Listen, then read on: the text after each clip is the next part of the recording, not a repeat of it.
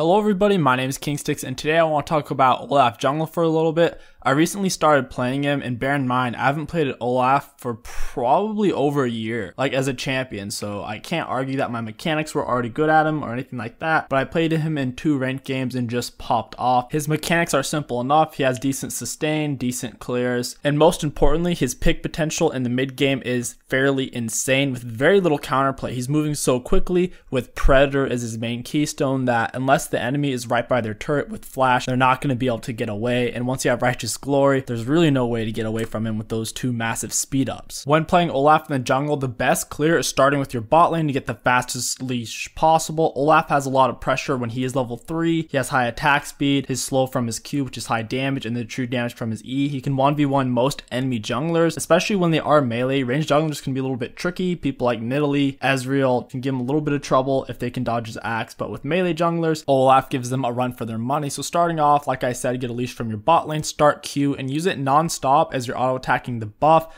using it at its shortest range. That way you can pick up your axe very quickly without having to run too far, making sure to auto-attack it in between each axe throw, of course. Next, moving on to our Raptors, taking E at level 2. Notice how I auto it first and then throw my axe, that way I can hit every single raptor in the camp, and I am throwing it at the shortest distance to hit as many as possible. I'm also using my E to last hit the raptors, using my E as a form of auto attack resetter, so auto attack then using my E when it's up on a low health unit, that way I get the health refunded. Here I make a mistake and use my refillable potion. I don't think the enemy jungler is going to counter me since I'm Olaf, and by using the refillable potion I'm going to be losing out on attack speed from my passive. You really want to hold on to the refillable potion after you finish your clear or towards the very end of it, that way you're not losing out on the extra clear speed. This is a full clear, skipping golems because golems take too long or are too far out of the way. So I did my red buff, raptors, wolves, now I'm going to do my blue buff, then Gromp for level 4. Doing this full clear isn't always the best choice. I prefer it whenever I feel like I can't gank. For example, I have a Lux mid and I have a Swain top. Those aren't the 2 best lanes to gank for an Olaf in the early game, so I feel like getting off this full clear is going to benefit me and my team a lot more than me try to force a gank. I take down the blue buff, Swain got killed in the top lane. I was going to do the Gromp, but I see Irelia is low on health, and I'm assuming since Swain died and used flash, Irelia's flash should be down as well.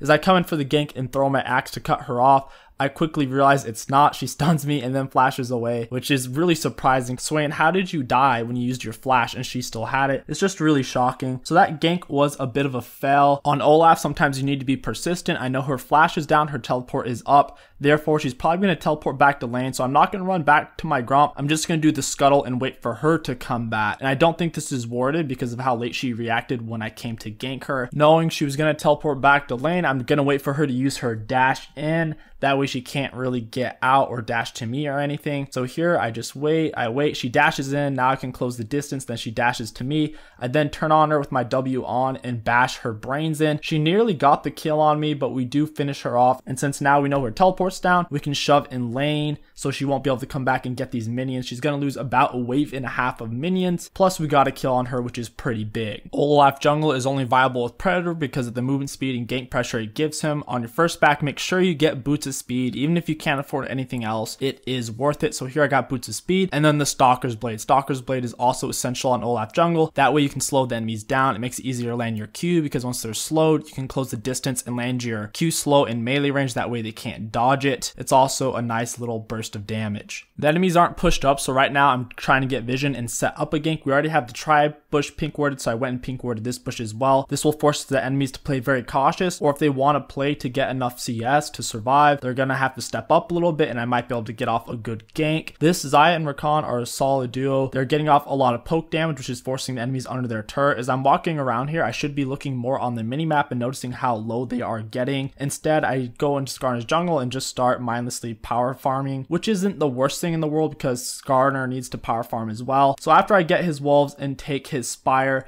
I'm now looking for the bot lane. Since I'm behind them, they have nowhere to really run to. I'm going to come up behind him, wait till he's pinned against the wall, hit him with my Q, auto attack, Auto attack, use my E when he got pretty low as an auto attack resetter. And here if I would have flashed away, I definitely would have gotten away, which would have been worth it because it means I could have shoved the can wave into the turret and they would have lost a whole wave. So it would have been a 1-for-2 trade since we got Nami and the Varus. Definitely a big misplay on my part. I see Skarner's top lane as I'm spawning in. I want to move on to the opposite side of the map because there's no point in me trying to rush top lane at this point. If they would have stayed top and break the turret, there's nothing I really could have done to stop that. It'd be better for me to go pressure dragon and get control of this area instead. So that's what I am doing. I go for the chickens first, which is actually a mistake. I should have not done the chickens. I should have gone straight for the flame drake. The reason why I did the chickens is because I thought I could get level 6 off of it, which would give me a lot more armor and magic resist. It was very foolish on my part. I should have just gone straight for the chickens using the explosive plant. So now that I'm in the back of the pit, even if they have the river warded, they can't see me back here. So I'm being careful not to poke out too far, using my axe in melee range, throwing it as short as possible so I don't step out too far. Even if they had scuttle right now in the river, it still wouldn't be able to see me, which is really good. So I'm just using all my abilities on it, even my E to get myself lower on health to do more damage, and then using my W when I'm at my very lowest, finishing off with smite. Olaf's ganks pre-6 are a bit amateur. They're not the best. You really have to come up behind the enemies, otherwise the gank isn't very possible. Once you are level 6 though, things become much more possible because with the speed of your predator and your ultimate, you can force dives much easier, and your ultimate allows you to not be CC'd. So even if the enemy lands a good bubble or a great CC, you're under their turret, it won't matter. Your ultimate will make you invincible to the CC. You'll still of course take the damage, but you won't be held in place, which is what we're looking for. Right now I have my predator and my ultimate up. I'm just waiting for the right time to go in. When you're using predator, once you actually have the movement speed, it gives the enemies a little warning above their heads that, hey, there's an enemy in the area who's using predator and you're about to get fucked. When you are using predator, don't charge out until you get the movement speed. So here, right when I get the movement speed, now I charge out. That way they don't see me before I have the movement speed bonus. We get Nami's flash, we don't get the kill. If Nami didn't have flash, it definitely would have been a kill. Here I'm just going to wait in the bush. They don't think I'm here. Varus wants this cannon, I can really tell. I'm going to run up, throw out my axe. You might be wondering, KingStix, you know her flash is down, so why don't you just use your flash and then Q her to make sure your Q lands? Well, the answer is very simple. Nami lined herself up against the wall so she can't juke right, therefore if I throw my axe down the center of her hitbox, she has nowhere to run to. The only place she has to run is to her left, so as long as I throw my axe slightly favoring her left side, she has absolutely nowhere to dodge. This is a perfect example of why you should never run next to a wall or a turret if you're attempting to dodge a skill shot of any sort, because you're just making it easier for the person to land it. I'm not going to bother using my flash or ulti because her flash is down. Back up out of her bubble because I didn't want to use my ultimate and I felt like we could get the kill anyways, but we actually didn't, which is very frustrating. So I'm just going to smite her to finish her off. She should have just ran away. That was really dumb of her. And I'm actually really low on health at this point, so I don't really want to dive the Varus because of what happened last time. So I'm just going to run up to this Gromp, use my W and get a lot of healing off of it because I'm low on health. My W gives me healing. Plus with my passive, put them together and I get a super fast clear with a lot of healing. You're probably talking to your screen right now and asking, well, why are you doing Skarner's jungle? That's dangerous. The enemy mid laner's missing. Also, you're kind of low on health and you don't know where he is. Well, actually, I do know where he is.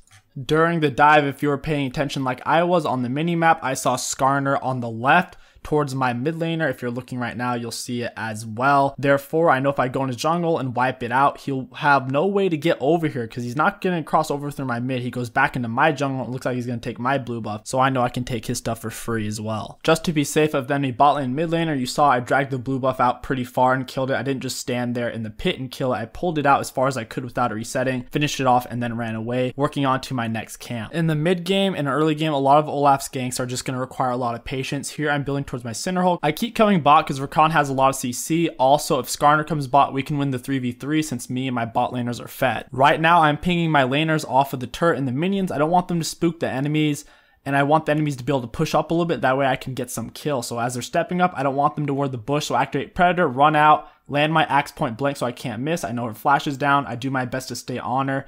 Next, I move on to the Varus, but he uses his flash and gets a little too deep. So I'm going to go ahead and let him go. I'm low on health. We got a kill. I'm going to go ahead and back off, but I do see the Skarner mid, so I decided to stay. Even though I'm low on health, it doesn't matter. Varus can't 1v3 us, And since I am low on health, I'm going to have insane attack speed, so activate my W for even more attack speed and beat the crap out of the turret, getting first turret, because if I didn't stay, they could have potentially stayed mid and tried to get our mid lane turret as first turret. When I start attacking them, I don't immediately ultimate. I want to bait out their CC. So right when Varus hits me with the ult, then I use my ulti and get out of it instantly. A lot of times if you ultimate, they'll just run away immediately and not throw out any CC. This way, I force them to use it, which will slow them down because it takes time to use an ultimate. It usually has a cast time for every champion. So it slowed them down, and I also got it out of the way so I can kill them later. One tip I want to spread your way on Olaf: you should be getting ahead in the early and mid game. Assuming you do so, you can counter invade. If you're going to take a buff, try to hit it with your axe from the outside to draw it out. The enemies were mid, so I want to try to take this really quick, that way they can't kill me.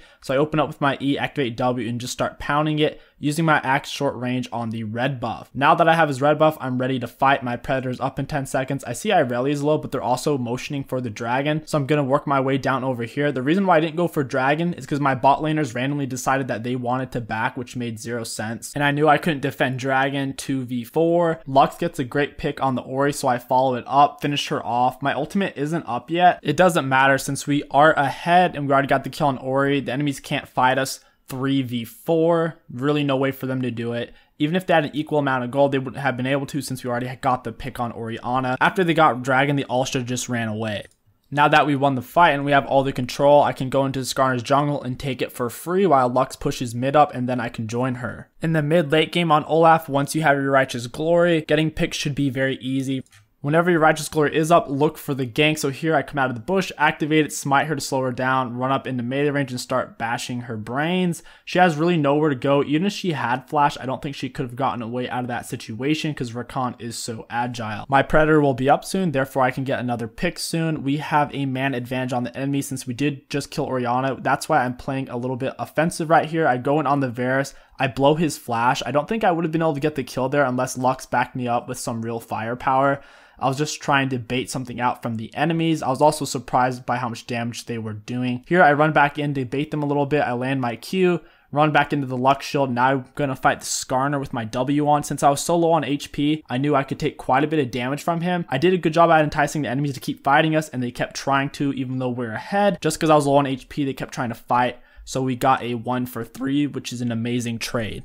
I'm going to be showing you one last team fight in Olaf. Once again, looking for picks, but still trying to fight with your team. My teammates are nearby, so I Righteous Glory and beeline straight for the Orianna, smiting her to slow her down for my teammates and landing my axe. Now that Orianna is dead, there's no way for the enemy team to team fight us. Their main source of magic damage is gone. So is their main source of CC, and now we can just run it down mid. That is going to conclude this abbreviated Olaf guide. I wasn't quite sure how I wanted to handle this because I didn't want to make an Olaf full gameplay commentary yet because my Olaf skills aren't as good as my Warwick skills or anything like that. Nevertheless though, I hope this video helped you out and you did enjoy it. If you appreciated this video and you want to support the channel, don't forget to like, comment, and subscribe. It really does help me out a lot and helps to keep me putting content out there for you guys. My name is KingStix. Thank you for watching, and I'll catch you guys next time.